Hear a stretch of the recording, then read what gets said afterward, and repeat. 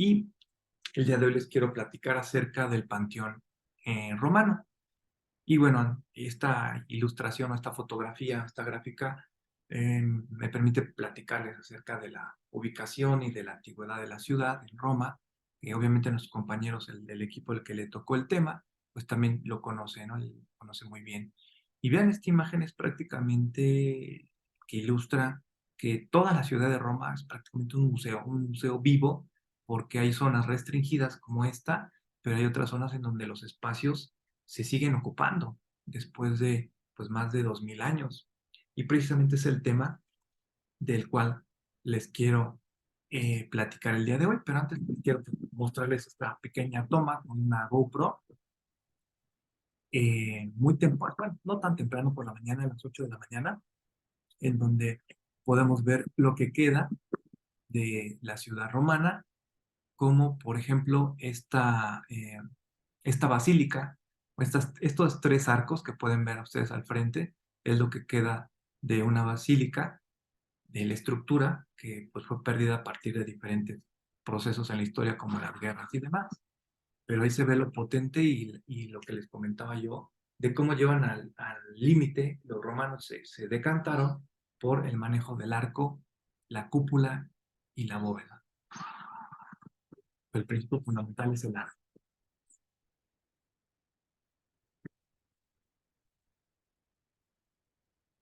Se ve el panorama de toda la ciudad y prácticamente, como les digo, es un museo viviente. Y bueno, del tema del que les quería hablar hoy es precisamente del Panteón, mejor conocido como el Templo de Agripa. Y es chistoso el término de Agripa, va a ser el gobernante en ese momento. Y aquí, bueno, aquí está marcado en el friso. Fíjense cómo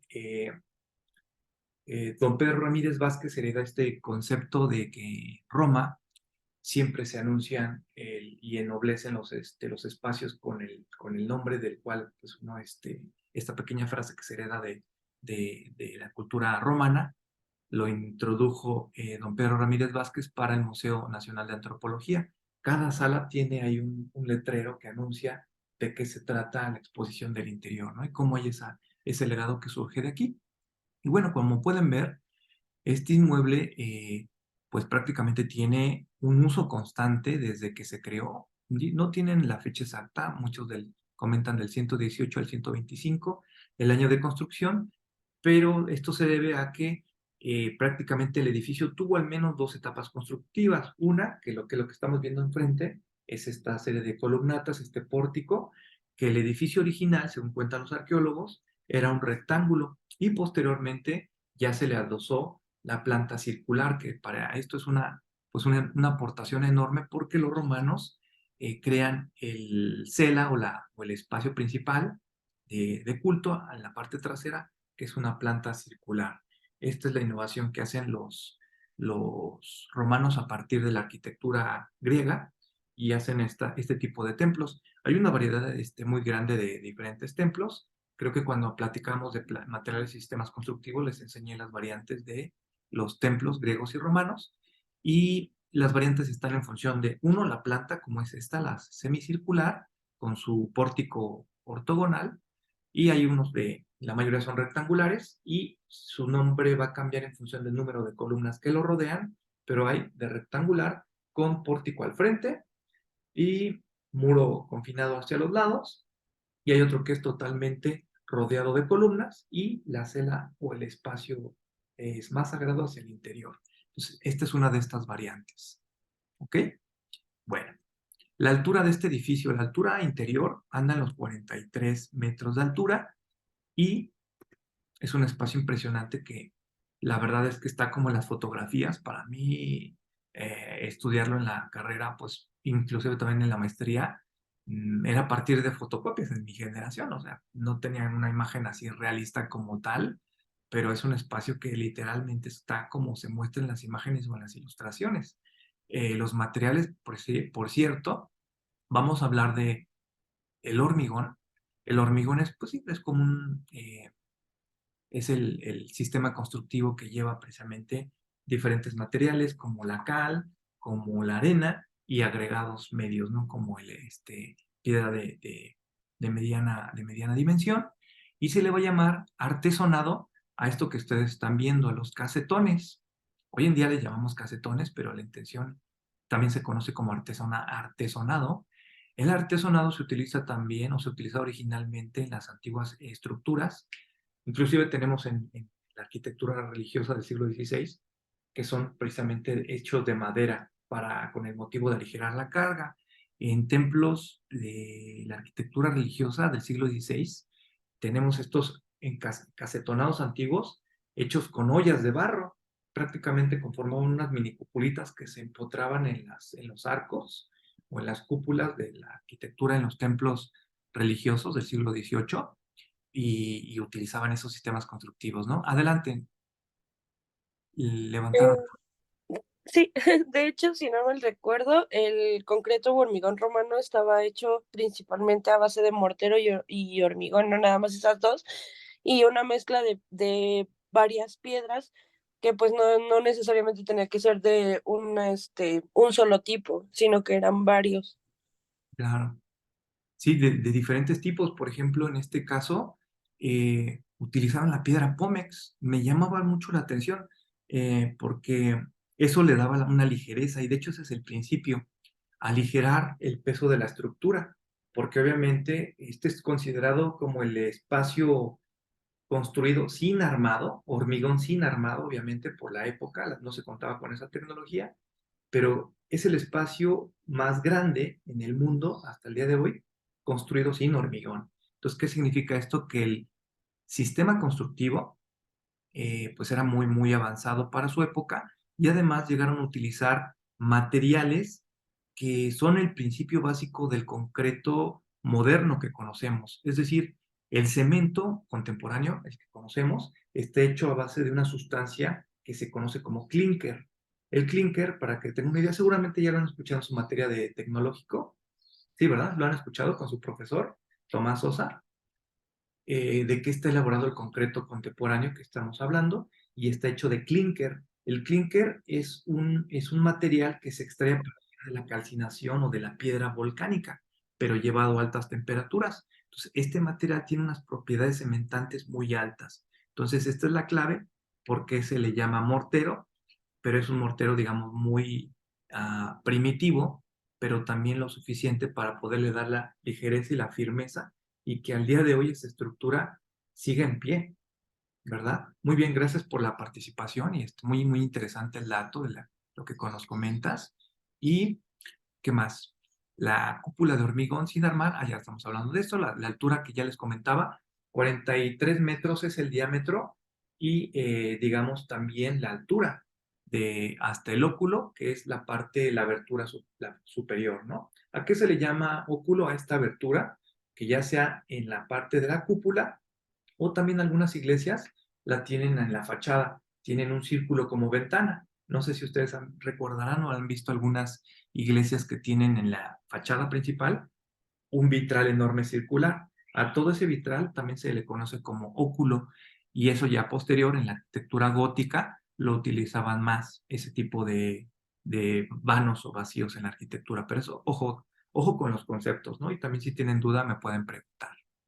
¿Qué más? ¿Cuál fue la clave de eh, por qué utilizaron ah, cuál es el secreto que hay detrás de que haya durado 2000 años de uso y de que se tenga de antigüedad? Básicamente porque el origen de este edificio fue religioso y primero fue el culto romano, fue el culto etrusco, tenían otras divinidades y después fue, según la historia, a partir del 700 después de nuestra era, pues, eh, fue entregado el inmueble a un papa. Entonces este papa, pues obviamente ya le dio el uso católico y empezó a transformarse la fisonomía interior, sobre todo la planta baja y el primer nivel, empezaron a sepultarse dentro de él, eh, pues personas ilustres, ¿no? Por ejemplo, el primer rey que se tiene en Roma y está sepultado, los artistas más importantes del Renacimiento también están ahí sepultados, como Rafael y Miguel Ángel. Dicen por ahí que no se llevaban nada bien y ahí están ahí finalmente los dos compartiendo espacio, ¿no? Qué curioso. Por cierto, también pueden hablar de esas curiosidades. Adelante, Nailea. Bueno, yo encontré en un reportaje de CNN hace un ratito Ujú, que en realidad el secreto como para que aguanten tanto las construcciones de la antigua Roma es que encontraban como trozos blancos en el concreto, en el mismo concreto, y esos denominaron que eran clastos de cal, que esos, pues, con el tiempo tenían la capacidad de curar las grietas. Entonces, pues, de cuenta que se hacía una grieta y, pues, solita como que se sellaba, algo así. ujú. Y pues, no sé, está muy extraña esa parte. No le encuentro como mucha lógica, pero se supone que eso salió en el estudio porque, como usted dice, su arquitectura era un poco, bueno, como primitiva en cuestión a materiales, como que no, o sea, intentaban como innovar esas cosas, pero no terminaban de conseguirlo al 100% y está muy extraño que funcione así la capacidad de un material y tan básico como lo es la cal.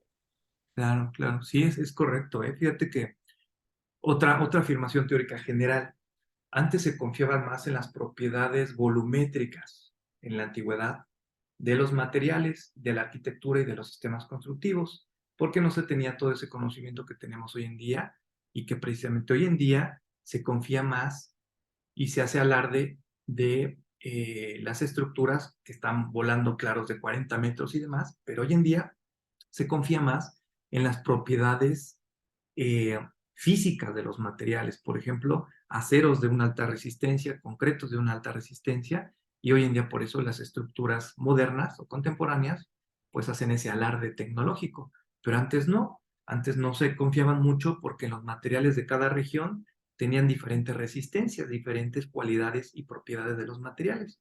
Por eso se iban a lo seguro y hacían muy robustas las columnas, muy robustas los muros de carga y no se iban a la ligera. Pero me parece que en Roma justo empieza esa transición en donde los avances tecnológicos, impulsados mucho por la parte de las invasiones y la conquista militar, se surgen estos avances tecnológicos y me parece que es para mí, desde mi punto de vista, como la transición entre ese equilibrio entre confiar en las propiedades físicas y volumétricas de los materiales y sistemas constructivos muy robustos con el alarde tecnológico. Esto se ve mucho en este edificio. La planta de abajo, este muro de carga perimetral es muy robusto, estructuralmente estable, y ya la parte de la cúpula ya es la parte más tecnológica, por así decirlo, y más ligera. Muy, muy interesante, ¿no? ¿Cómo ven, chicos? ¿Qué más? ¿Dónde me quedé? A lo de la piedra Pómex. La toba también es un material muy ligero de origen volcánico. Es como decirlo como la espuma o la escoria de la lava. Y, ¿qué más? Este material cementante que bien que comentó su compañera, que es la cal, se obtiene de la piedra caliza, pero la tienen que hornear o quemar a altas temperaturas. Me parece que es a partir de 700 grados centígrados que al quemar la piedra caliza se produce la cal. Esta cal como tal, se le llama cal viva o cal pura, que si se le arroja poquito de agua, empieza, no sé si han visto estos procesos, pueden buscarlos en internet, la cal viva, la cal de piedra, se le pone un poco de agua y empieza a hacer una reacción química en donde se empieza a quemar, se empieza a calentar, y si ustedes tienen la cal viva en una cubeta de plástico, pues se calienta tanto, llega como casi al punto en el que si es una cubeta de plástico delgada, se la lleva, ¿eh? Se calienta tanto que quema. Esta reacción química le da esa resistencia que puede servir para hacer de manera cementante mucho. Es más, es el cementante más resistente que se conoce hasta el momento. ¿Por qué? Porque por más aditivos y más tecnología que se tenga para el concreto moderno, tiene un periodo de vida útil el concreto moderno, que es máximo de 50 a 100 años, dependiendo de la tecnología, pero la cal de piedra o la cal como sistema constructivo y como cementante, vean, aquí está el ejemplo, ¿no? Aquí se utilizó cal como cementante y no solamente en estas culturas en Europa, sino en la mayoría de las culturas en el mundo. Por ejemplo, en nuestro país, nuestras civilizaciones, que también tienen fechas antiguas, por ejemplo, Cuicuilco y Teotihuacán, hay evidencias de cementante Y fíjense cómo en algunos lugares, ¿de dónde sacaban la cal? Es un dato bien curioso que en paz descanse el profesor Noé Trujillo nos platicaba de la calcinando, en lugar de calcinar la piedra caliza, calcinaban las conchas marinas. De a partir de esta calcinación, de quemar estas conchas marinas, se obtenía una cal también para las construcciones, para consolidarlas. Muy, muy interesantes estos datos, ¿no? Bueno, también se pueden ver estos anillos concéntricos de hormigón. Bueno, se pueden percibir en la arquitectura a partir de los niveles y también por la fachada exterior. Miren, esto es la cúpula con estos casetones, que son 5 hiladas de casetones, van disminuyendo el tamaño, pero aquí se muestran precisamente los sistemas constructivos, ¿no? Cómo estos anillos se van cerrando y de hecho en la parte exterior no está pensado que tenga como el acabado, no está pensado que sea, prácticamente está pensado para que sea de manera estructural, pero la planta del lado derecho nos ilustra este enorme refuerzo que son el muro perimetral de carga y primero tendríamos el pórtico de acceso con estas columnas que ya platicamos. Es el tratamiento, digamos, del espacio arquitectónico, que es un espacio después del espacio exterior, un espacio de transición, que es este pórtico, y después ¡fum!, se lanza ya la parte espectacular, que es la cámara interior o cela, que es donde se encuentra prácticamente el santuario, y la serie de nichos con estas aberturas. Si se fijan, todo este muro perimetral circular, pues sirve como tambor, sirve como estructura portante, muy robusta, que lo que va a hacer es evitar y recibir los esfuerzos de coseo de la cúpula. El esfuerzo de coseo es cómo se transmiten las cargas de la parte vertical hacia descomponerlas como si fuera un arco, como decía, un arco revolucionado 360 grados, ¿no? En circular. Muy interesante el espacio porque aquí se puede ver el óculo que mide 9 metros de radio, no, perdón, de diámetro, bueno, del claro que se llama, perdón, el claro de este punto a este otro punto, son 9 metros de distancia y hay muchos mitos acerca de esto de que no se mete el agua, pero sí se llega a meter el agua. A mí me tocó en un día medio nubladón y estaba mojado el piso, llega a caer, pero lo que es correcto es que a partir del pórtico hay una corriente de aire que entra, sube, como ustedes saben, el aire caliente tiende a subir y sí puede caer agua, pero no con la misma intensidad. Es decir, el aire caliente tiende a subir, empuja con presión, se llegan a meter algunas gotas de agua, pero menor, o sea, pero sí entra un poco de agua, no crean que no. Y lo curioso es que también hay una preparación, el piso es el auténtico, es el original, es antiguo, está hecho también de mármol y tiene como curiosidades, es cóncavo la pendiente, o sea, tiene una pendiente y tiene unas coladeras para precisamente drenar el agua pluvial, ¿no? Es impresionante la estructura. Miren cómo se ve, la foto la tomé con la cámara viendo hacia arriba. Creo que hasta casi me tiré porque es que estos espacios merecen la pena tomarles fotografía. Hasta parece una pintura la obra. Y este juego de luces y sombras, recuerden que en la arquitectura el tema de la iluminación es muy importante. Y la verdad para mí eso es una joya, es un privilegio poder haber estado en un espacio como este, perdón. Aquí se ilustra en el corte cómo estas nervaduras que van conformando el encasetonado se va haciendo por esta relación de esbeltez. Aquí se ve en el corte, más amplio, más amplio. Aquí está bien. Todo esto es el tambor y aquí se ven los anillos estructurales que van rodeando y después cómo el elemento se va haciendo más esbelto. La piedra pómex y la toba, comentan los arqueólogos que fue encontrada en los 5 metros más próximos a la cúpula, es decir, aquí se puede ver la parte más voluminosa, no ocupan esta piedra ligera, sino a partir de los 5 metros que ya es el cierre de la cúpula hasta el óculo, ya es donde han encontrado estos materiales más ligeros. ¿Cómo ven? Y bueno, aquí un pequeño video con la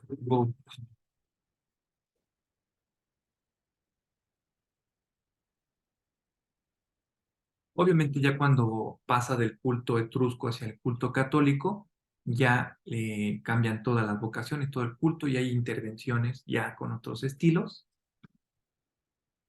pero al menos la parte de la cúpula es intacta, es tal cual el estilo original.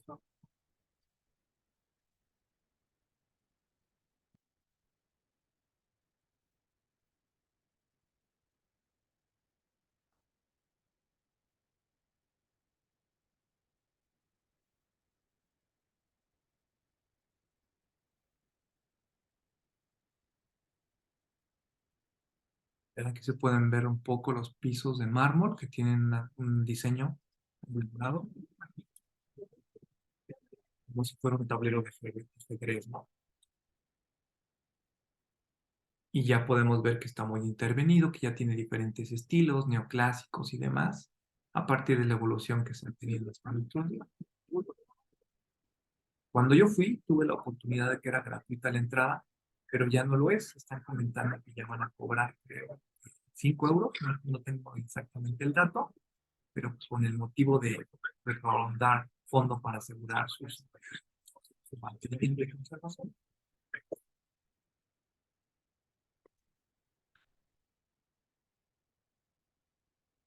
Y bueno, ya para concluir, aquí se puede ver la herencia posterior de cómo este edificio que fue icónico fue el primero en su época que tuviera esta naturaleza, no de planta cerrada, no de planta circular, sino de las dimensiones que tenía y obviamente la, la cualidad de tener esta abertura de 9 metros de claro en la parte del óculo. Y ya aquí se puede ver cómo se ha utilizado, se ha citado el mismo ejemplo para otros espacios, como la misma Basílica de San Pedro, este otro templo de San Pietro, también en Italia, en San Francisco de Paula, Villa Capra y también en la Universidad de Virginia, ¿no? Entonces, bueno, en Florencia, también en Santa María de Flores, ¿vale? Y pues bueno, esto es un poco como para platicarles acerca de este caso. Y si hay oportunidad y lo permite el curso, ya les estaré mostrando unos mini temas. Por ejemplo, en Barcelona, lo romano que hay, en Empurias, que les platicaba que es hacia la parte norte entre Francia y España, por la región de Cataluña, esta doble presencia de dos ciudades que se conoce como Empuria. Y pues nada, chicos, no sé si tengan alguna pregunta. Naila, sigue, no, perdón, Nailea, sigue tu manita levantada. ¿Quieres comentar algo? Ah, no, perdón, profesor, la dejé levantada por accidente. Ah, no pasa nada, contrario. Pero, bueno, sí, algo. Usted Adelante. comentaba el giro de los arcos. O sea, de esos, de que empezaron a experimentar con los arcos, me supongo que de ahí surgieron los arcos arbotantes que se utilizaron en la Edad Medieval con la arquitectura gótica. Ah, sí, sí, sí, obviamente del pasado se heredó. Y fíjate, curioso que comentes de la parte gótica, para los historiadores le representa un retroceso. De hecho, le llaman la época oscura, porque en el medievo se dicen los historiadores que se perdieron todos los valores y cualidades que se tenía del mundo antiguo. Pero en términos estructurales y estéticos, me parece que hacen también esa transición entre confiar más en las propiedades tecnológicas y alarde de la geometría y de las propiedades estructurales, porque las estructuras góticas son más esbeltas y son más aparentes las estructuras, es decir, estamos viendo las nervaduras, que es estético, pero también es estructural al mismo tiempo, y los espacios interiores cada vez eran más luminosos, ¿no? Tuve la oportunidad de entrar a Santa María del Mar y a otras iglesias góticas allá en España y en Europa, y la verdad, pues son espacios muy, muy bonitos. Si gustan, pues luego les comparto